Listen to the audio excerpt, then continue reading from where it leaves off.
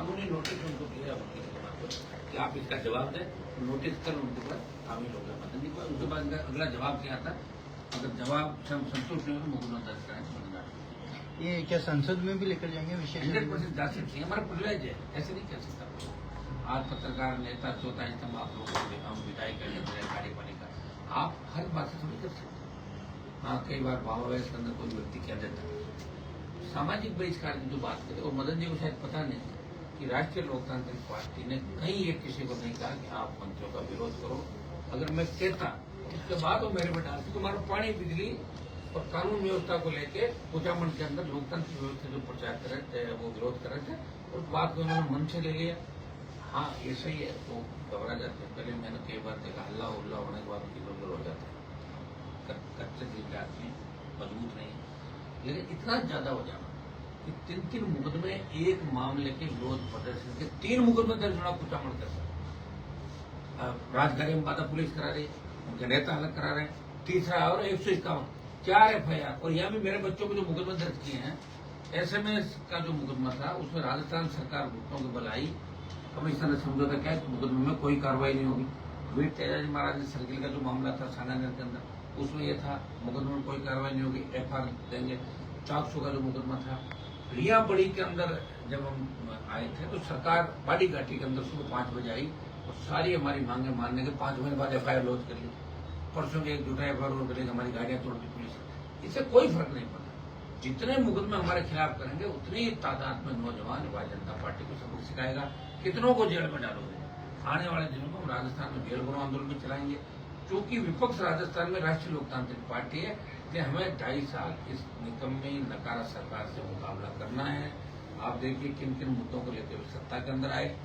एक कल का आपने बयान मेरा देखा होगा कि जो प्रक्रिया दिन भर्तियां हैं, इसके अंदर आप देखिए एक सरकार नियम ला रही, किसी ने सही सुझाव दे दिया और कई लोग बैठे तो सरकार कह रही हम नियम ला रहे हैं साहब, वेटिंग में जो होंगे बच्चे, जैसे किसी डिपार्टमेंट की 10,000 की भर्ती निकली और 10,000 बच्चों को हमने ज्वाइनिंग करा दिया, उन 10,000 में से 2,000 बच्चे ऊंचे पदों में चले गए, 2,000 पद खाली हो गए, तो सरकार ये नियम ला रही कि उन पदों को हम वेटिंग से भरेंगे। ये अच्छा नियम है, लेकिन ये वेट कब आएगा? ये प्रक्रिया दिन जो भर्तियां 53,000 चतुर्श्रेणी, उसके बाद तमाम जो भर्तियां अभी चल रही उनमें ये नियम लागू होना चाहिए। नहीं तो क्या होता है कि एक टीचर भी लगता है, ठंडा भी हो जाता है। 4th क्लास आजकल तो आपको पता है बेरोजगारी इतनी है, बेरोजगारों के रिश्ते भी नहीं होते, तो मैंने सरकारी नौकरी चपरासी वो भी लग जाए, रिश्ता कर दो, तो चपरासी लग के फिर उसका बड़ा सिलेक्शन होता है, तो चपरासी की पोस्ट वहां से खाली हो जाती है। वो कब आएगी? 10 साल बाद, 5 साल बाद, 15 साल बाद कब भरी? इसलिए वेटिंग के अंदर जो आता है वो वेटिंग नियम तमाम प्रक्रिया दिन भर्तियों के अंदर लागू होना चाहिए, ताकि हमारे बच्चे जो वेटिंग में है ना, तुरंत एक गया दूसरा बढ़ गया।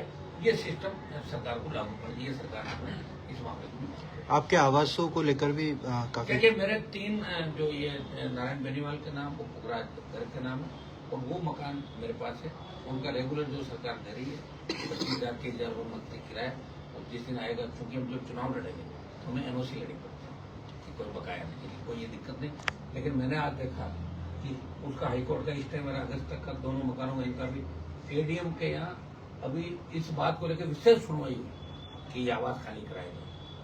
हाईकोर्ट ने यह कहा कि राजस्थान में जिन मंत्री विधायक अधिकारियों के पास बंगले हैं और वो पद पर नहीं है, तो उन सब की लिस्ट लाके, और अगस्त 24 अगस्त की तारीख है, लेकिन चूंकि बहराना के अंदर सरकार डरी, भागी, लेकिन मंत्री भाग रहे ना, करे तो नहीं गए तमाम जो चाहे वो करेंगे, सालों की मांग भी मानी जाएगी।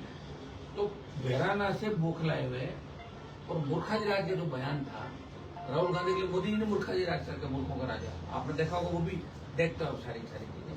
ये कोई मैंने गाली नहीं दी बजन लाल की, कितने वो विचलित हो यार, बढ़िया उनका प्रचार हो गया। सारे बच्चे, कल आज उत्तर प्रदेश से बच्चा मुझे फोन करा कि अंकल मुझे मूर्खाजी दिखाओ, अंकल तो उनको जो मूर्खाजी वैसे होगा। मैंने कहा बेटा आना, आप बात करेंगे।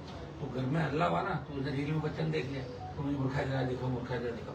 वो बोले ये अंकल दिखाएंगे। मैंने कहा बेटा मूर्खाजी कोई वैसे कोई अवतरित पुरुष नहीं है, ये उपाधि दी थी, तो जिद कर बैठा। मैंने कहा दिखाएंगे, कोई कार्यक्रम होगा आपको। कल बहराना धाम वाले मंत्रियों के आवास पे भी गए थे, मीटिंग भी हुई उन्होंने। देखिए उनको मैंने फ्रेंड किया, साथ मेरे कांटेक्ट में थे, हम लोकतांत्रिक तरीके से साधुओं का समर्थन करते रहे।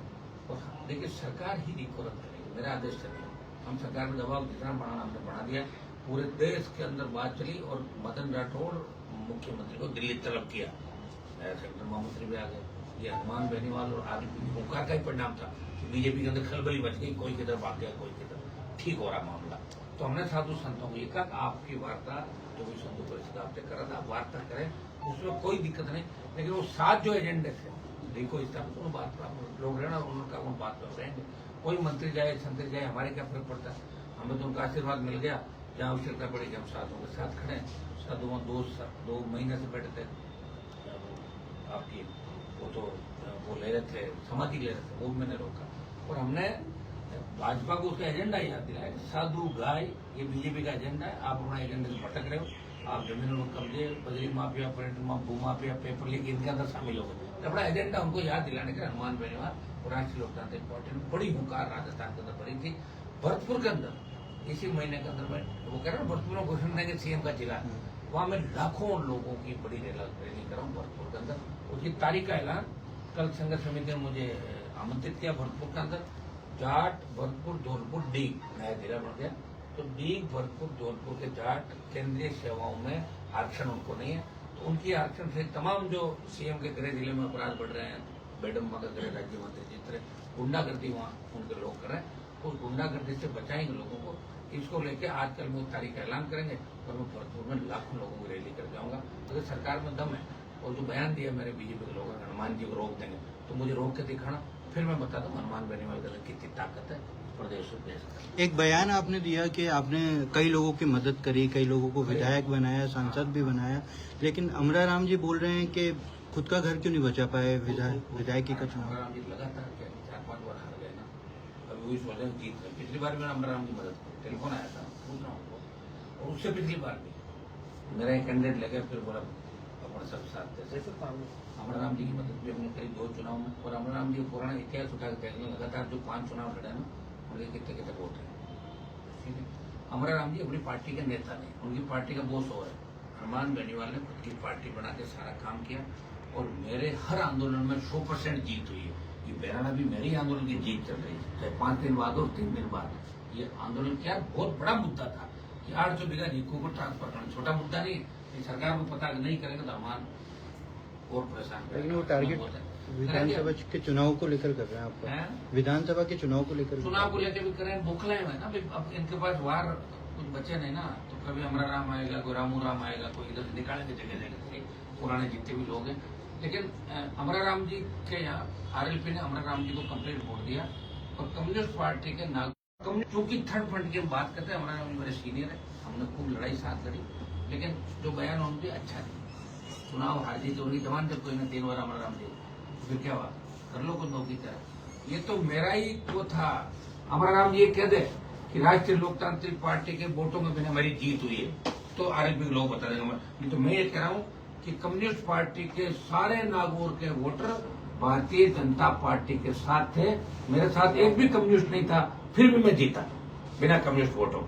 और मेरे सामने खियोसर में 6 बार कम्युनिस्ट लड़े और 1000 का आंकड़ा पार नहीं किया, बेचारे 500, 300, 200 लड़े।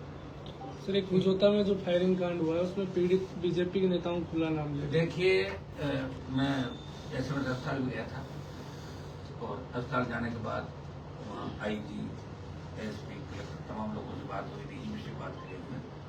वो माइंस माफिया जो भी है गुजरात की फर्म बता रहे हैं जिसका बहुत सा काम है और पर्दे के पीछे यहाँ की भारतीय जनता पार्टी के नेता उसके अंदर शामिल है। और रातों रात उन लोगों ने कोर्ट को आतंक मचाया, बेचारों धरना गांव के लोगों ने दे रखा था, धरना एक में जब्त कर लिया, सारा टेंट वेंट खोल दिया। और जब धरने में गया तो इन पे फायरिंग और पत्थर बरसाए जिससे लोग इंजर्ड हुए। उसको लेकर राष्ट्रीय लोकतांत्रिक पार्टी की टीम कल हमारे नेताओं की वहाँ गई थी, वार्ता करके भी आई थी।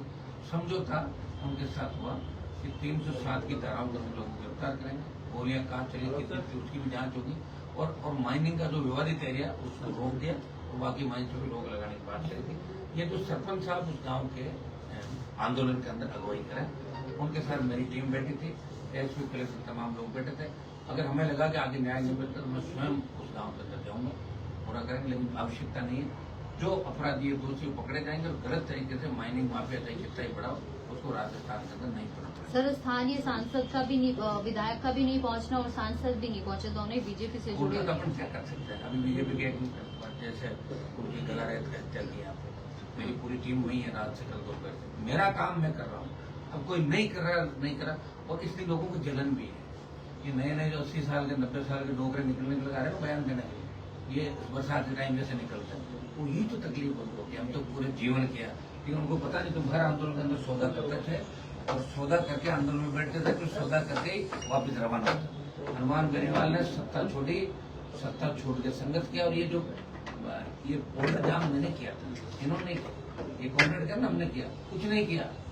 बॉर्डर मैंने जाम किया, मैंने 7 दिन का अल्टीमेटम दिया कि मैं दोबारा आ रहा हूँ। उससे जब मैं आ रहा था लाख लोग लेके, तो चोरी छुपे कुछ लोग जाके वहां बैठ गए बॉर्डर के वहां। जो मेरे साथ लाख लोग थे, लोगों ने कहा फेंकेंगे उनको उठा के, मैंने कहा बिल्कुल नहीं फेंकना, ये भी अपने भाई है, रहने दो।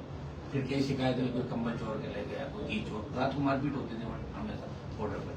लेकिन इस देश के अंदर अगर अपने झंडे के साथ आंदोलन किसी नेता ने किया, हनुमान बेनीवाल ने क्या RLP का झंडा लगा हुआ था आंदोलन, नहीं तो सब किसान के झंडे थे। एक RLP का झंडा और दूसरा किसान का। मैं जब मेरी पार्टी कूदेगी मैदान में तो मैं झंडे के साथ ही कूदूंगा, बिना झंडे को क्या लेना मेरा सोचना किसी आंदोलन के अंदर। झंडे के साथ कूदा, चाहे अग्निवीर का आंदोलन हो, चाहे पहलवान बेटिया को, जो बहुत बात बोल रहे हैं तकलीफ सबके एक बात है कि इस RLP पार्टी ने हमारी दुकानें बंद कर दी, हमें आउट कर दिया सारा राजस्थान में। राजस्थान का नौजवान कम्युनिस्टों को घर बिठा लेगा, इनका खाता नहीं खोलने देगा राजस्थान का, अब चिंता नहीं। आपकी पार्टी में यूथ हैं सर जिनकी उम्र 20 से 25 साल है, उन पर केस किया जा रहा है। उनके जो पढ़ने वाले स्टूडेंट्स उन पर केस किया जा रहा है। 150 से ज्यादा बच्चे पकड़े गए और 200 के पीछे पुलिस दौड़ रही है। मैं भी देखता हूँ भजनलाल सरकार में कितना हंगामा है। ये हमें थकाते हैं या भजनलाल को थकाते हैं, ये पता लग जाए हमारी अपनी परीक्षा है कि कौन किसको थका रहा है। और मेरे तो हथियार 2014 के अंदर जमा है, मेरी रिवॉल्वर 12 बोर कम से कम 5 लाख का हथियार है। 14 में वसुंधरा जी ने मुकदमा दर्ज किया मंत्री से, तब हथियार जमा कराए थे, उसके बाद मैंने लिए नहीं वापस। जबकि MP को रेड पासपोर्ट के साथ साथ हथियार 24 घंटे MP MLA को सरकार देती, मुझे सुरक्षा भी दी थी, आपको पता है। किसके कहने से मैंने तो नहीं मांगी, दे दी, मुझे हथियार भी नहीं किए, बड़े हथियार। ये सरकार का निकम्मापन है। सरकार बिल्कुल डर गई और सरकार डर के सारे नेता एक कमरे में बैठ गए, चाहे कांग्रेस के बड़े नेता हो, चाहे BJP के और चाहे कम्युनिस्ट। ये कम्युनिस्ट जो पार्टी के नेता बयान दे रहे हैं, ये भारतीय जनता पार्टी के नेताओं के कहने से बयान दे रहे हैं। क्योंकि आपको पता है कम्युनिस्टों ने बड़ा आंदोलन जयपुर में किया था, तो घनश्याम जी तिवारी और गुलाब जी कटारिया के यहाँ हाथाजोड़ी करके उस आंदोलन को समाप्त कर रहे। याद है सारी नहीं तो मैं गया थोड़ा था उस समय, मैं तो विद्यालय का अध्यक्ष रहा हूँ, कॉलेज का रहा हूँ। लंबे समय मेरे पिताजी MLA थे, कई लोग तो 93 94 में उनको हमें क्या राजनीति सिखा रहे। हम तो स्कूल से लेकर कॉलेज यूनिवर्सिटी जा रहे हैं, उसी के अध्यक्ष बने भाई। स्कूलों में चुनाव कराए, कॉलेज यूनिवर्सिटी विधायक सांसद पार्टियां, और जा रहे वहां सस्पेंड हुए। सस्पेंड हमेशा होता है, पार्टी से हुआ, विधानसभा से हुआ, लोकसभा से हुआ, सारा हुआ और खुद की पार्टी बनाए।